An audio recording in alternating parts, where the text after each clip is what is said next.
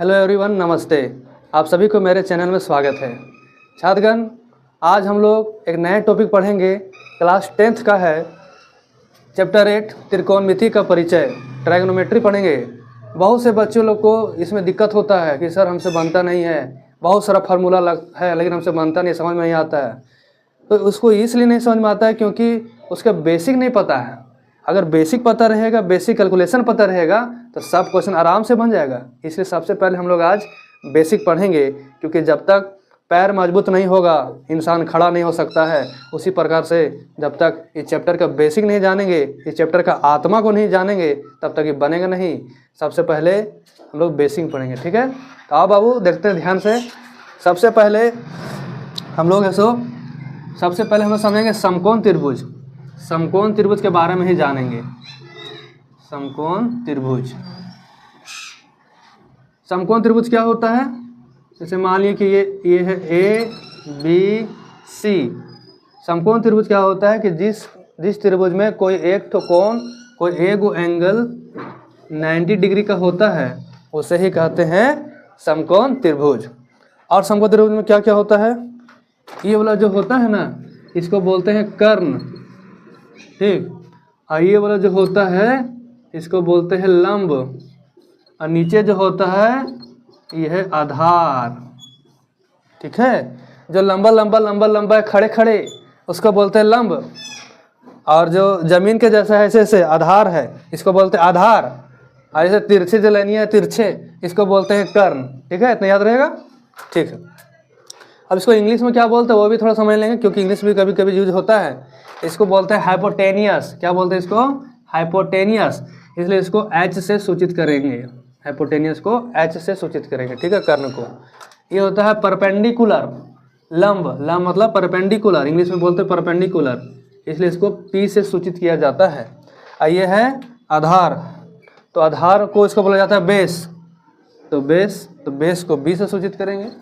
कर्ण को एच से सूचित किया जाता है, और लंब को पी से सूचित किया जाता है, और आधार को बी से सूचित किया जाता है। अब वो इसमें एक चीज़ और ध्यान देना कि ये है समकोण त्रिभुज। ये कैसा त्रिभुज है? समकोण त्रिभुज। फिर क्वेश्चन पूछेगा, बताओ कि समकोण त्रिभुज में सबसे बड़ी भुजा कौन सा होता है? कौन सा साइड है जो सबसे बड़ा होता है, सबसे लंबा होता है? तो इसका जवाब है कर्ण। कर्ण जो है सो हमेशा बड़ा होता है। इन दोनों की तुलना में कर्ण हमेशा बड़ा होना चाहिए। अगर किसी का त्रिभुज में कर्ण छोटा है, कर्ण का वैल्यू छोटा है, तो समझे कि वो क्वेश्चन गलत है, वो गलत हो जाएगा, ठीक है। तो क्या जाने हम लोग समकोण त्रिभुज के बारे में कि जो इसे लंबा लंबा रहेगा, खड़ा खड़ा पोल जैसा, वो है लंब, और जो ऐसे ऐसे रहेगा वो है आधार, और इधर हो गया एक ठो कर्ण, ठीक है। आगे हम लोग पढ़ेंगे छात्रगण, एक परमेय पढ़ेंगे हम लोग। एक परमेय होता है, परमेय का नाम है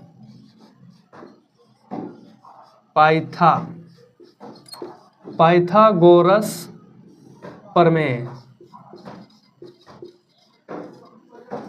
पाइथागोरस प्रमेय क्या होता है? पाइथागोरस प्रमेय कि समकोण त्रिभुज में पाइथागोरस प्रमेय ये कहता है कि कर्ण का स्क्वायर बराबर होता है लंब का स्क्वायर प्लस आधार का स्क्वायर, ठीक है। मतलब कि अगर कर्ण का स्क्वायर करेंगे तो लंब का स्क्वायर प्लस आधार का स्क्वायर के योग के बराबर होगा, ठीक। अब कर्ण इसमें कौन है? कर्ण कौन है? कौन सा भुजा कर्ण है? कर्ण ये वाला है, इसका नाम क्या है? ए सी। तो लिखेंगे ए सी, ए सी का स्क्वायर। लंब कौन है यहाँ पर? ए बी, तो लिखेंगे ए बी का स्क्वायर प्लस आधार कौन है बाबू? आधार यहाँ पर है बी सी। हम सी बी भी लिख सकते हैं, कोई पाप नहीं है। हम बी पर अच्छा लगता है बी सी, तो बी सी रहने दो, ठीक। तो ये है कर्ण स्क्वायर बराबर लंब स्क्वायर प्लस आधार स्क्वायर। यही है पाइथागोरस प्रमेय। और ये प्रमेय इतना इंपॉर्टेंट है कि ये जो चैप्टर 8 है त्रिकोणमिति, ट्रायगोनोमेट्री जो फंक्शन है, इस चैप्टर में ये फार्मूला हर क्वेश्चन में यूज होगा। हर क्वेश्चन, ऐसा कोई क्वेश्चन नहीं है जिसमें ये वाला यूज नहीं होगा।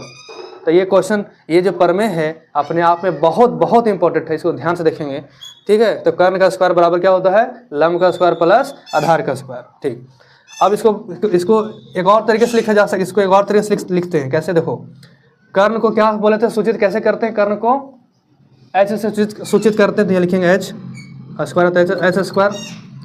ये क्या है, लंब, लंब कौन है, ये लंब को क्या चीज सूचित किए थे, पी से, तो इसको हम लिखेंगे पी स्क्वायर प्लस आधार को क्या चीज से सूचित किए थे, क्या चीज से डिनोट किए थे, आधार को बी से, तो यहाँ लिखेंगे बी, यानी ऊपर स्क्वायर है तो स्क्वायर लगा दो, तो फार्मूला बन गया एच स्क्वायर बराबर P square plus B square.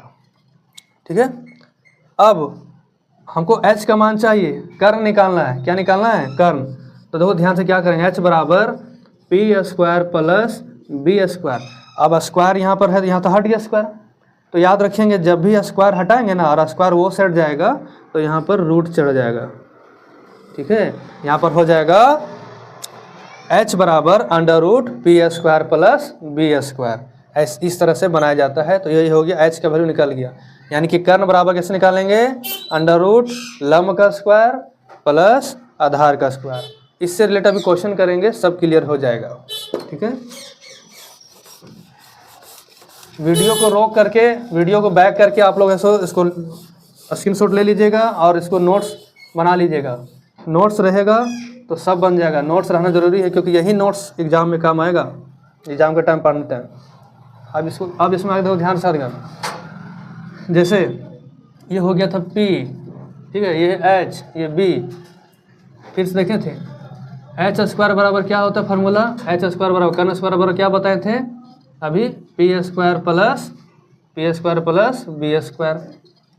तो जब एच का वैल्यू निकालना रहेगा तो क्या करेंगे, उधर रूट लगा देना, वैसे ही लिख देना P square plus B square, तो ये फार्मूला बन गया। ठीक है, जब कर्ण निकालना रहेगा, कर्ण, तो ये फार्मूला लगाना है। ठीक है, आप कभी कभी पी निकालने बोलना, कभी बोलेगा पी निकालो, कभी बोलेगा बी निकालो, तो पी कैसे निकालेंगे, चलिए इसको देखिए ध्यान से, यहाँ से पी निकलेगा, इसको हम ऐसे लिख सकते हैं P square plus B square बराबर एच स्क्वायर, कुछ नहीं उसको उल्टा कर दिए, उससे क्या दिक्कत है, 2 बराबर 3 बोलो या फिर 3 बराबर 2 बोलो, बात तो बराबर है ना बाबू, हैं, तो 2 बराबर 3 या फिर 3 बराबर 2 बराबर, तो बतिया बराबर वही है, पर ये समझ में आ रहा है ना, हम एक ही चीज़ को घुमा फिरा कर बोल सकते हैं। तो यहाँ से इसको हम क्या करेंगे, इसको ऐसे लिख दिए P square plus B square, पहले लिख दिए LHS में, इसको बाद में लिख दिए। अब यहाँ से पी का मान निकालना, तो क्या हो जाएगा, पी स्क्वायर बराबर क्या हो जाएगा, पहले उसको लिखना है एच स्क्वायर, अब यहाँ से बी को उधर भेजना है, तो बी उधर, यहाँ प्लस में उधर जाएगा तो माइनस में, तो बी स्क्वायर हो गया। फिर पी, इसलिए पी बराबर क्या हो जाएगा, पी बराबर स्क्वायर हटेगा तो रूट चढ़ेगा उधर, H square minus B square. ठीक है, चलिए ये बन गया दूसरा फार्मूला। जब P निकालना रहेगा, यानी कि लंब निकालना है, परपेंडिकुलर निकालना है लंब, तो ये वाला फार्मूला यूज करेंगे, P बराबर होगा H square minus B square छात्रगण। ठीक है, चलिए इसी से एक और फार्मूला निकलेगा, इसी से एक और फार्मूला, यहाँ देखो P square plus B square बराबर एच स्क्वायर है, हम लोग एच का वैल्यू निकालने सीख गए फार्मूला।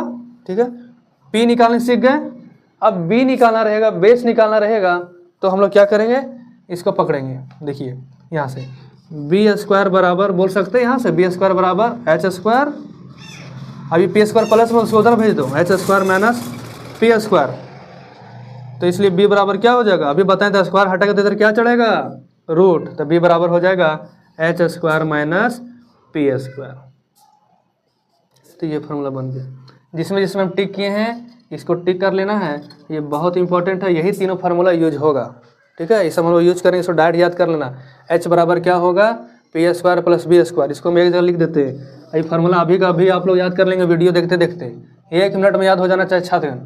फार्मूला देखो, एच बराबर जब निकालना रहेगा कर्ण, तो एच बराबर तो क्या बताए थे, एच बराबर P square plus B square, फिर ये रूट लगा देना, और पी निकालना रहेगा तो क्या करना है, पी निकालना रहेगा तो H square minus B square, और बी निकालना रहेगा तो under root H square minus P square. ये तीनों फार्मूला बहुत इंपॉर्टेंट है, ये तीनों याद रखना है। लेकिन पर इसको याद कैसे रखेंगे, इसका भी ट्रिक है, देखिए गौर से देखिए, बस खाली एक ठो याद रखना है, h बराबर क्या होगा, h बराबर कर्ण बराबर under root P square plus B square. एक बार फिर से h बराबर under root P square plus B square. और h के अलावा अगर कुछ भी बोलेगा तो सब जगह माइनस माइनस आएगा, और h निकालने बोलेगा तो प्लस, अब p निकालने बोले या फिर b निकालने बोले तो खाली माइनस माइनस। ठीक, और जैसे तीन तो होबे करते हैं, एक होता है p h b। अगर h यहाँ पर है तो रूट के अंदर कौन कौन हो जाएगा, p और b। अगर p बाहर है तो यहाँ कौन कौन हो जाएगा, h और b। अब b बाहर है तो यहाँ अंदर कौन कौन हो जाएगा, h और p। अब किसी किसी के मन में डाउट होगा, सर यहाँ h का h पहले क्यों लिखे हैं, h तो बाद में लिख सकते थे। h यहाँ पर पहले इसलिए लिखे हैं बाबू क्योंकि h मतलब कर्ण होता है, और कर्ण बड़ा होता है। इस त्रिभुज में कर्ण सबसे बड़ा भुजा है, तो हम लोग क्या करेंगे, बड़ा में छोटा घटाएंगे, छोटा में बड़ा नहीं घटाएंगे, बड़ा में छोटा घटाएंगे। अब जैसे 5 में घटाएंगे 3 तो घट जाएगा 2 आएगा, अब उल्टा घटाएगा तो क्या होगा, 3 में 5 घटाएंगे तो फिर माइनस में ना आ जाएगा ना, माइनस में आ जाएगा। रूट के अंदर कभी माइनस नहीं होता, इसलिए हम लोग क्या करते हैं, बड़ा में छोटा घटाते हैं, इसलिए h पहले आएगा, h पहले आएगा। चलो इसको याद करते हैं, याद करने तरीका देखो। h बराबर बोलेगा तो under root P square plus B square, h बराबर under root P square plus B square. और जब p निकालना बोलेगा, जब p निकालने बोलेगा तो h पहले कर देना, बस खाली h पहले कर देना, अब बाकी माइनस रहेगा। p बराबर h square minus B square, और b निकालना है तो h square minus P square. याद हो गया? अगर नहीं याद हुआ है तो इसको ऐसो आँख बंद करके ऐसो आप लोग पढ़ेंगे, तुरंत याद हो जाएगा। ठीक है छात्रगण, ये तीनों फार्मूला को नोट कर लो और इसको एकदम बढ़िया से एकदम लिख लेना है। ठीक है छात्रगण,